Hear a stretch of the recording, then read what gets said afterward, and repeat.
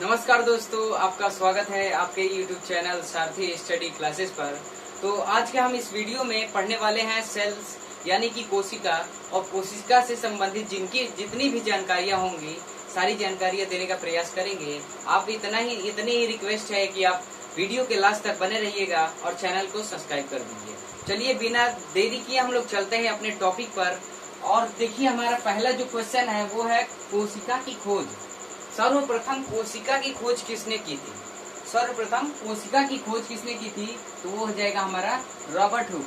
और Robert Hooke ने ये भी पूछ सकता है कि रॉबर्ट हुक ने कब की थी, किस सन में? तो हो जाएगा हमारा 1665 ईस्वी में रॉबर्ट हुक ने कोशिका की खोज की थी। और एक और बात, इन्होंने मरी हुई कोशिका का खोज किया था। इसकी मरी हुई कोशिका का अभी हम लोग पढ़ेंगे कि जीवित कोशिका की खोज किसने की थी। तो चलिए आगे बढ़ते हैं बिना देरी किए। तो प्रश्न हमारा दूसरा है कि कोशिका का टेक्निकल नेम क्या है?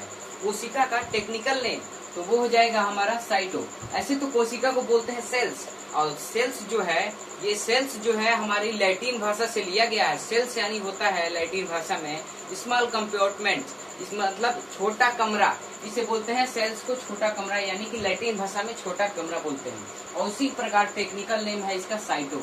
ठीक है, हम लोग चलते हैं प्रश्न तीसरे पे कि जीवित कोशिका की खोज किसने की थी? जीवित कोशिका की खोज किसने की थी?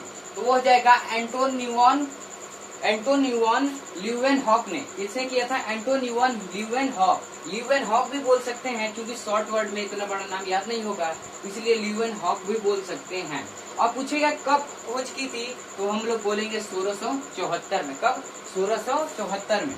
ठीक है, हम लोग चलेंगे इसके चौथे प्रश्न पे। तो चौथा प्रश्न कहता है कि कोशिका के अध्ययन को क्या कहते हैं? कोशिका के अध्ययन को क्या कहते हैं? तो हम लोग कहेंगे साइटोलॉजी। जैसे साइटो हुआ इसका नेम, क्या टेक्निकल नेम हुआ, उसी प्रकार हम लोग बोलेंगे कि साइटोलॉजी इसके अध्ययन को बोलते हैं, यानी कि साइटोलॉजी। ठीक है, कोशिका सिद्धांत किसने दिया? कोशिका सिद्धांत कि कोशिका कैसी होती है, कोशिका की मतलब आकृति कैसी है, तो उसी प्रकार है कोशिका सिद्धांत किसने दिया था? ये है स्लीडन एवं स्वाम। किसने दिया था? स्लीडन एवं स्वाम ने। तो स्लीडन ने कब दिया था? देंगे स्लीडन ने कब दिया था? 1838 में। उसके बाद है स्वाम ने दिया था 1839 में। कब दिया था? 1839 में। चलते हैं हम लोग प्रश्न छठे पे। तो प्रश्न छठवा क्या कहता है? सबसे छोटी कोशिका कौन सी है?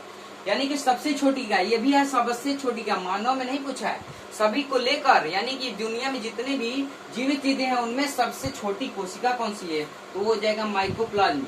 क्या है? माइकोप्लाज्म। इसका शॉर्टकट नेम है PPLO।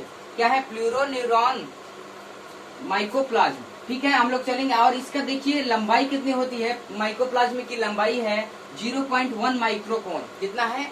0.1 माइक्रोकोन। किसकी पूछेगा कि माइकोप्लाज्म की लंबाई कितनी है? तो बोलेंगे 0.1 माइक्रोकोन। तो चलिए हम लोग चलेंगे इसके छठवें प्रश्न, या हो गया है हमारा सातवें प्रश्न पे चलते हैं। तो सातवां प्रश्न कहता है कि सबसे बड़ी कोशिका, दुनिया में सबसे बड़ी कोशिका, विश्व में सबसे बड़ी कोशिका कौन सी होती है? तो वो होता है शुतुरमुर्ग का अंडा। और इसकी जो है लंबाई की बात करें कि ये कितना बड़ा होता है, तो वो हो जाएगा हमारा 18 सेंटीमीटर। कितना? 18 सेंटीमीटर। ये है हमारी दुनिया की सबसे बड़ी कोशिका, और ये हमारी छोटी कोशिका है। क्या? माइकोप्लाज्म। याद रखिएगा दोस्तों, इसका एक प्रैक्टिस बैच भी है जो कि मैं डिजिटल बोर्ड पे देने वाला हूँ, और उसकी मैं कल वीडियो बनाऊंगा, और प्रैक्टिस सेट पे जाके आप प्लेलिस्ट में जाके इसका देख सकते हैं। ठीक है, प्रश्न 8वें में देखते हैं कि मानव में सबसे बड़ी कोशिका कौन सी है? मानव में पूछा है। ठीक है, मानव में, तो मानव में सबसे बड़ी कोशिका होती है ओवेम।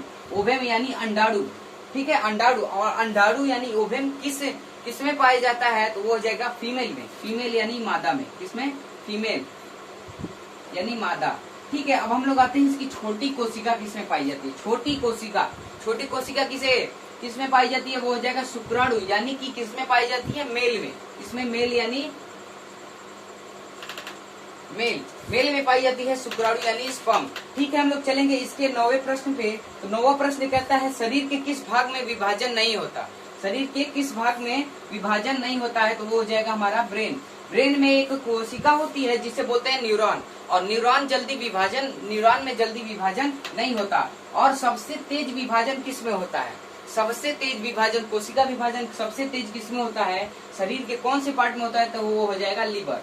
लीवर में क्या होता है, अगर लीवर को अगर आप काट भी देंगे तो वो अपने आप विभाजन कर सकता है, यानी कि अपने आप वो जुड़ सकता है। लेकिन ब्रेन में जो न्यूरॉन कोशिका होती है उससे उसमें विभाजन होता ही नहीं है, इसलिए ब्रेन में जब चोट लगता है तब वो जल्दी जो है चोट भरता नहीं है। ठीक है, आते हैं हम लोग 10वें प्रश्न पे। तो 10वां प्रश्न है, हमारे शरीर कितनी कोशिकाओं से मिलकर बनी है, हमारा शरीर कितनी कोशिकाओं से मिलकर बना है, तो वो हो जाएगा हमारा 1000 खरब। कितना, 1000 खरब। हमारा शरीर कितनी कोशिकाओं से मिलकर बना है, तो 1000 खरब। तो ठीक है, हमारा 10वां प्रश्न कंप्लीट होता है। और थोड़ा सा यहाँ भी देख लेते हैं कि सबसे लंबी कोशिका, सबसे लंबी कोशिका, तो वो हो जाएगा हमारा क्या, कोशिका तंत्रिका। क्या हो जाएगा, कोशिका तंत्रिका। ये हमारी सबसे लंबी कोशिका है। फिर है एक और लंबी कोशिका, यानी कि दुनिया में सबसे लंबी कोशिका किसे कहते हैं, तो वो हो जाएगा न्यूरॉन। और इसकी लंबाई की बात करें तो इसकी लंबाई है 1 से 1.0 से लेकर 1.5 मीटर तक। कितना, 1 से 1.5 मीटर तक, यानी कि 1.5 मीटर तक। ठीक है, अब हम लोग इसको थोड़ा सा देख लेते हैं कि कोशिका कैसे, मतलब हमारा अंग कैसे बना होता है कोशिका से मिलकर। तो जिस प्रकार देखिए ईंट से एक कमरा बनता है, यानी ईंट से एक दीवार बनता है, सॉरी ईंट से एक पर जैसे दीवार बनता है, जैसे हम लोग ईंट पे ईंट रखते गए, सीमेंट भरे, फिर एक ईंट रखे तो वो एक दीवार का रूप ले लेता है। और फिर दीवार से बनता है एक कमरा, यानी कि एक रूम, जिसमें मैं बना रहा हूँ वीडियो, ये क्या है, एक रूम है। उसके बाद रूम से बनता है क्या, एक घर बनता है। उसी प्रकार, ठीक उसी प्रकार है कि कोशिका से बनता है उतक। क्या बनता है, कोशिका से उतक। उतक के बाद बनता है अंग, उतक के बाद क्या बनता है, अंग, और उसके बाद अंग से बनता है हमारा शरीर।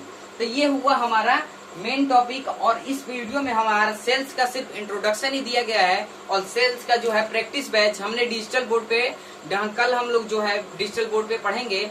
और आज के इस वीडियो को यहीं खत्म करते हैं। तब तक के लिए जय हिंद दोस्तों।